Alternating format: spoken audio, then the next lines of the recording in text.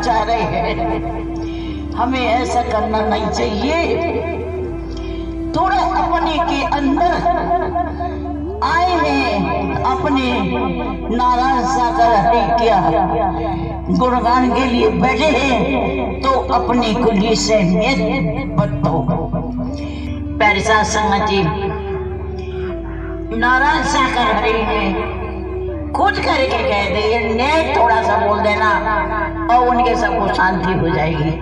मैं करना नहीं चाहती हूँ, मुझे अपनी बड़ी बड़ाई नहीं करना चाहती हूँ, मैं अपने एक हरि की करना चाहती हूँ। वो प्राण हरि ब्रह्मांड के रचयिता हैं, जो हम कहते हैं परमात्मा। परमात्मा कोई सींग लगा के नहीं पैदा हुए हैं,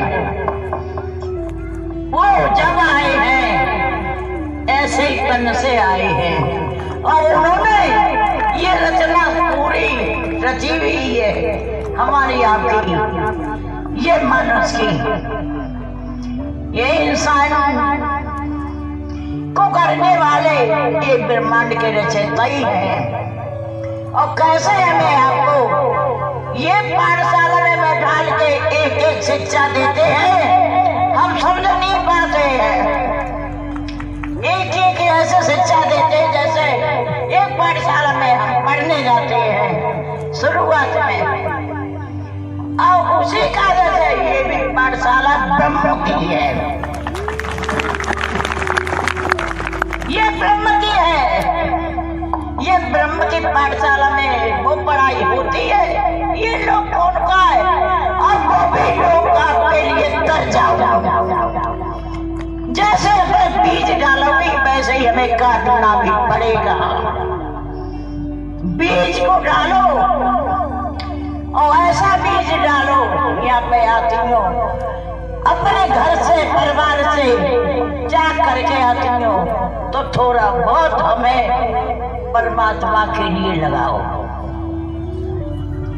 ये यादगारी हमें छोड़ देना चाहिए। हमारी साड़ी नहीं है, हमारा विरोध नहीं है, ये तन हमारा आपका नहीं है, कुछ नहीं है हमारे आपके पास। जो कुछ मिलता है, जैसे चिड़िया भी एक दाना खाती है, कैसे लाके अपने बच्चों को चुगाती है, हमने आपने किसी ने यही नहीं जान पाई। आते हैं हमें आपको कैसे शिक्षा देते हैं, अब वो शिक्षा को हम समझ नहीं पा रहे। नरक कुंड में लटके हुए थे और परमात्मा परम प्रकाश, परम ऊर्जा, परम लाइट, अग्नि के असीमित किस रूप में जाकर कहा, मैं तुझे बाहर निकालता। समय अनुसार 9 माह के बाद माँ के माता के उधर से बाहर आते हैं। उसके बाद जो दुनियावी मकर जाल है उसी में फंस जाते हैं और फंसे ही रहते हैं। आप लोग तनिक समझने का प्रयास करें कि जब माता के उदर में नरक कुंड में लटके हुए थे, मलमूत्र में शरीर पड़े थे, मेहर की मालिक ने, हरि ने, परमात्मा ने बाहर आए, उलझ गए मकर जाल में, मोह में, ममता में, लोभ में, वासनाओं में उलझ गए।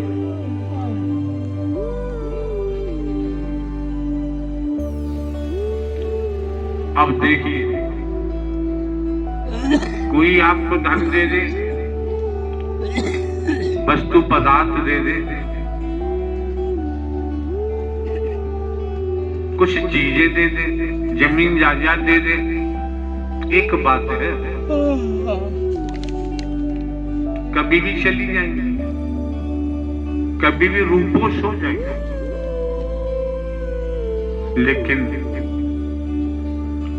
नारायण साकारे हरि परमात्मा ने कितना रहम किया है, इससे समझो।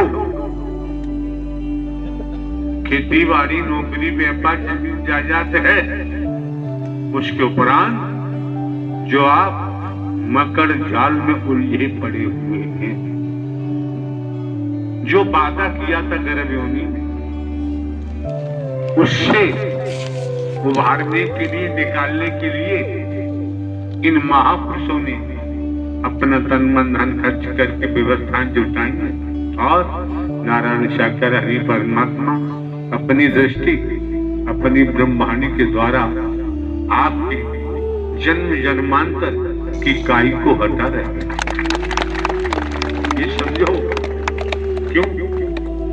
श्रीमान जी, अगली सांस का किसी को भरोसा नहीं, आए अथवा नहीं आए, पड़ा रहेगा माल का जाना, छोड़ त्रिया सत जाना है, कर ले बंदे प्रीत हरि परमात्मा से, नहीं तो फिर पछताना। कोशिश करो पूरी, घर परिवार में रहते हुए, खेती बाड़ी नौकरी व्यापार करते हुए व्यसनों से बचे, बुराइयों से बचे, अपराधियों की परछाई से भी बचे। तमाम प्रकार के हैं, अनेक प्रकार के नशों में डूबे रहते हैं और कई प्रकार के व्यसन हैं, उसमें तल्लीन रहते हैं। किया हुआ वादा परमात्मा को जो गर्भ कुंड में किया भूल गए, नाश नहीं सर्वनाश का मार्ग पकड़ा हुआ। तो श्रीमन देखें, समझे, परखे कि हाँ, हमारे पास न कोई रूप है, न रंग है, न बेश है, न जटा जूत है, न कंठी माला तिरछा पर कुछ नहीं। आप कुछ भी मानते रहे, हमारी कोई जाति भी नहीं। एक नूर से सब जग उपजा, सभी में एक ही नूर समाया है, न कोई बैरी न बेगाना है। अपना कोई दुश्मन नहीं, अपना पराया नहीं, आपकी जाति नहीं। दुनिया में देखो, रचना में सब चमड़ी वाले हैं। कोशिश करें, कबीरदास जी ने क्या कहा है, हम भी चमार, तुम भी चमार, चमार ही जग संसारा है। कहते कबीर सुनो भाई साधो, कौन चमड़ी से न्यारा है। संसार में देख लो, बिना चमड़ी के कोई है ही नहीं। हम भी मेहतर, तुम भी मेहतर, मेहतर ही जग संसारा है। कहते कबीर सुनो भाई साधो, कौन मेहतर से न्यारा है। जब दिशा मैदान जाते हैं, 15-20 मिनट को पक्के हो जाते हैं, और जब अंदर उधर में देखते हैं तो 24 घंटे भरा रहता है। किससे गणा करोगे, किससे नफरत करोगे। हम भी धोबी, तुम भी धोबी, धोबी ही जग संसारा है। कहते कबीर सुनो भाई साधो, कौन धोबी से न्यारा है। कुछ नहीं तो अपने अंडर भी पर्याप्त तो सब कर ही देते। इसलिए फालतू बातों में नहीं फंसना चाहिए। हमने टेलीविजन हमारे रूम में लगा हुआ है, अनेकों बार हमने सुना है आपके प्रांत के मुखिया, मुख्यमंत्री जी, आपके देश के मुखिया, प्रधानमंत्री जी बोलते हैं कि हमारे देश में जाति नाम की चीज नहीं, जातियों की स्तंभ लेके न चले,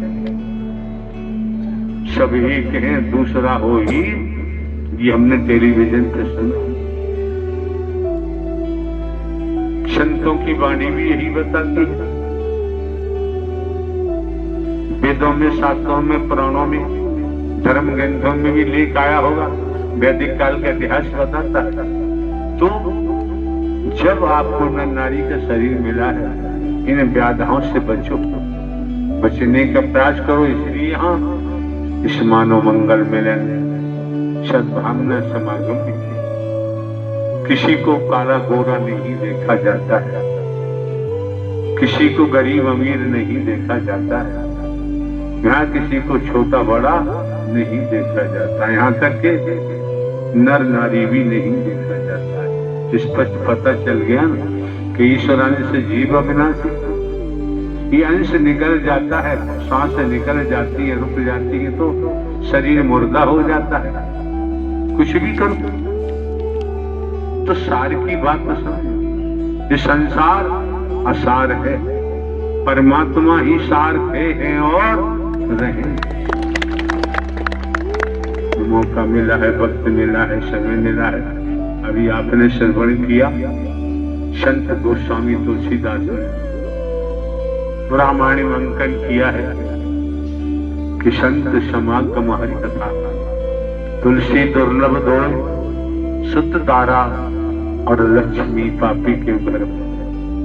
स्पष्ट इशारा करते हैं जैसे आकाश में सूर्य दिखाई दे रहा है, संसार के वैज्ञानिक एकत्र होकर, इकट्ठे होकर सूर्य को पकड़ना चाहें, लगता है कोई सूर्य को पकड़ नहीं सकता।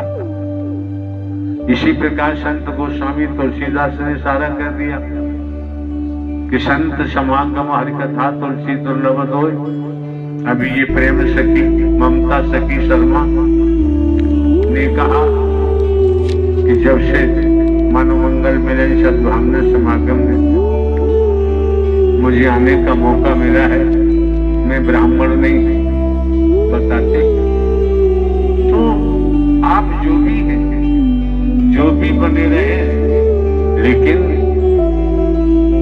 गर्भकुंड में, माता के गर्भकुंड में जो वादा किया है उसे तो याद रखो। लेकिन वही वादा इस मानव मंगल मिलन सद्भावना समागम के द्वारा परमात्मा आपको जागृत